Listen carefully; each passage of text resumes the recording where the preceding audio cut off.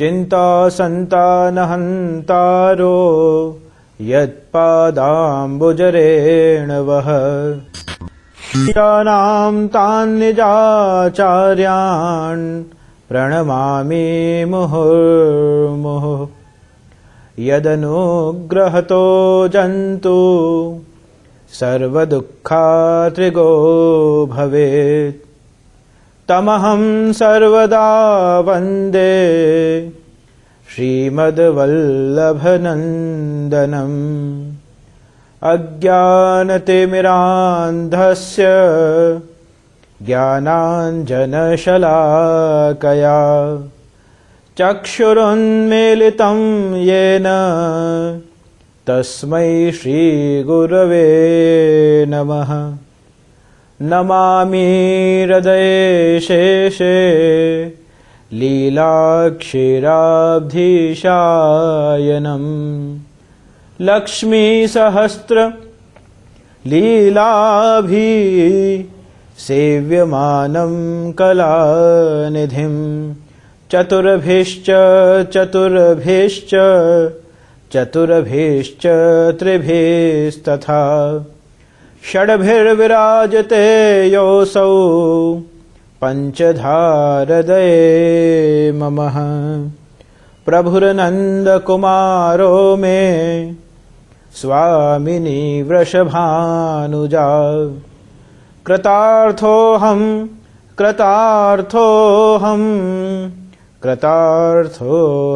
न संशयः। પ્રિય વૈષ્ણવજનો, વૈષ્ણવ યુવા સંગઠનના સત્સંગના આ દિવ્ય પ્રયાસને સૌ કાર્યાલયના સ્વજનો, વિવિધ ગામોના અને શહેરના વૈષ્ણવ પરિવારના સ્વજનો અને સમસ્ત વલ્લભીયજન ખૂબ હૃદય, ખૂબ ભાવ અને ખૂબ ઉલ્લાસથી આને આત્મસાત કરી રહ્યા છે. હૃદયપૂર્વકનું જે ઉલ્લાસ અને ભાવ છે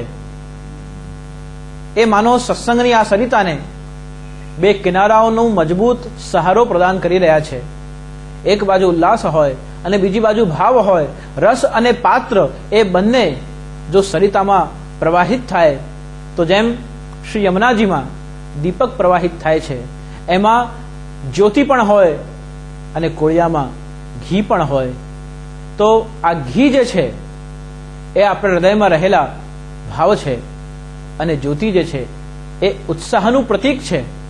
અને એ જ્યારે શ્રી યમુનાજીમાં પ્રવાહિત થાય ત્યારે ભાવ અને ઉત્સાહના સુભગ સમન્વયથી આ સત્સંગ સરિતા આપ સુધી પહોંચી રહી છે. વૈષ્ણવ યુવા સંગઠનના આ સત્સંગ સ્વાધ્યાયના અભિગમમાં આજે આપણો વિષય છે કર્મ જ્ઞાન અને ભક્તિનું પુષ્ટિમાર્ગીય સ્વરૂપ. કર્મ જ્ઞાન અને ભક્તિને સાક્ષાત ભગવાન નંદનંદન શ્રી કૃષ્ણે ભગવદ્ ગીતામાં ખૂબ વિશ્લેષણપૂર્વક અલગ અલગ રીતે સખા અર્જુનને સમજાવવા માટે પ્રતિપાદન કર્યું છે. અને ભગવદ્ ગીતા એક એવું તત્વ છે કે જેના માધ્યમથી ખાલી અર્જુન તો નિમિત્ત બન્યો, પણ એનાથી સમગ્ર સંસાર અને જીવ માત્ર અનુગ્રહિત થયા. અનુગ્રહિત થવાનો મતલબ છે કે નિમિત્ત ભલે અર્જુન બન્યો હોય, જેમ પ્રથમ બ્રહ્મ સંબંધ દીક્ષા સ્વયં શ્રીનાથજીએ સાક્ષાત ભગવતાદ પ્રોક્તમ શ્રી મહાપ્રભુજીને આજ્ઞા કરી અને મહાપ્રભુજીએ સ્વયં બ્રહ્મ સંબંધ દીક્ષા લઈ શ્રીનાથજીથી અને પાસે સૂતેલા પોતાના પ્રથમ સેવક એવા શ્રી દામોદરદાસ હરસાણીજીને પૂછ્યું કે દમલા તેને કશું સુન્યો? તો દામોદરદાસજીએ ઉત્તર આપ્યો કે હા કૃપાનાથ, સુન્યો પર સમજ્યો નહીં. એનો મતલબ કે શ્રી દામોદરદાસજી બ્રહ્મ સંબંધના અર્થને, ભાવાર્થને અને કારણને, સમગ્ર સૃષ્ટિને પોતે નિમિત્ત બનીને સમજાવવા માંગે છે કે કૃપાનાથ આપ કૃપા કરી આ મંત્રનું, આ દીક્ષાનું મહત્વ સમગ્ર સંસારને જણાવો. તો નિમિત્ત બન્યા દામોદરદાસજી.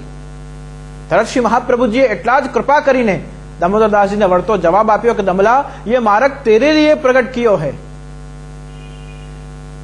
સાક્ષાત નંદનંદન શ્રી કૃષ્ણ પણ અર્જુનને કહી રહ્યા છે કે શિષ્યસ્ત્વહમ શાધિમામ તો આમ પ્રપન્નમ. તો શિષ્યત્વનો સ્વીકાર કર.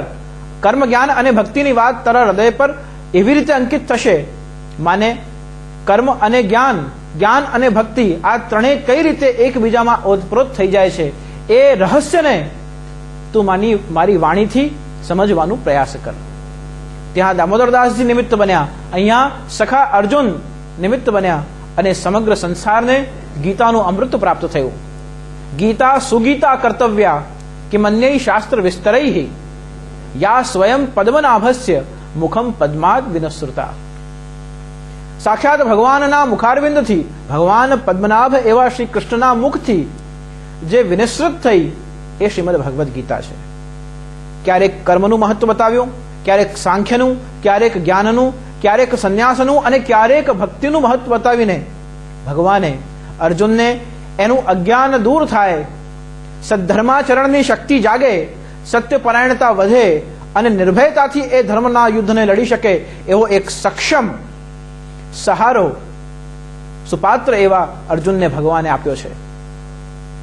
કર્મજ્ઞાન ભક્તિની ક્યારેક કર્મ ઉપર જ્યારે આપણે વિચાર કરતા હોય ત્યારે એવું લાગે આપણને કે જ્ઞાન ગૌણ છે અથવા ભક્તિ ગૌણ છે અથવા ભક્તિ અને જ્ઞાનનું કોઈ મહત્વ નથી, ફક્ત કર્મ જ કરતા રહેવું.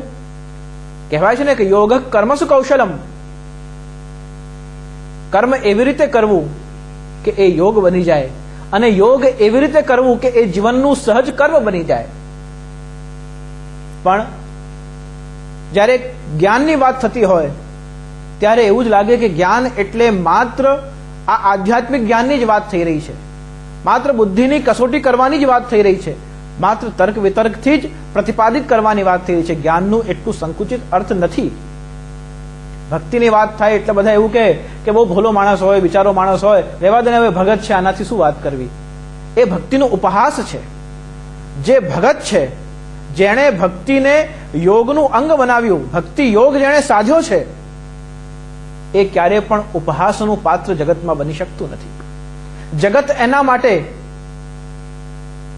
માત્ર એક રંગમંચ હોઈ શકે છે, માત્ર એક અભિવ્યક્તિનું માધ્યમ હોઈ શકે છે, પણ જગત એનો ઉપહાસ કરે એ ક્યારે પણ ધર્મશાસ્ત્ર, સંત અને સંતવાણી, સદવિચાર અને સદવિચારો દ્વારા પ્રગટ થયેલો હૃદયનો એ ભાવ ક્યારે પણ અનુમતિ આપતું નથી.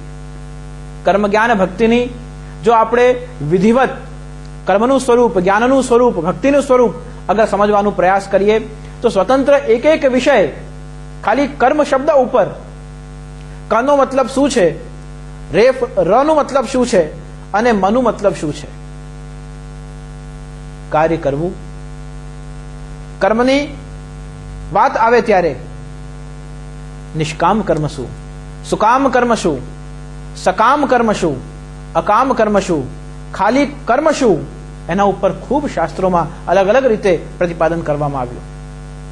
જ્ઞાન એટલે શું, વિજ્ઞાન એટલે શું, પ્રજ્ઞાન એટલે શું, શાસ્ત્રોએ વિવિધ પ્રકારથી એટલું બધું વિસ્તૃત એનું પ્રકાર આપણને બતાવ્યું કે એના માટે સ્વતંત્ર રીતે એ જ્ઞાનના વિષય ઉપર ચિંતનનું એક નવી દિશા આપણને પ્રાપ્ત થઈ શકે. ભક્તિનો મતલબ નવધા ભક્તિ એટલે શું, સાત્વિકી ભક્તિ એટલે શું, રાજસી ભક્તિ એટલે શું, તામસી ભક્તિ એટલે શું, નિર્ગુણી ભક્તિ એટલે શું. ભક્તિના પણ અનેકવિધ પ્રકારો બતાવવામાં આવ્યા.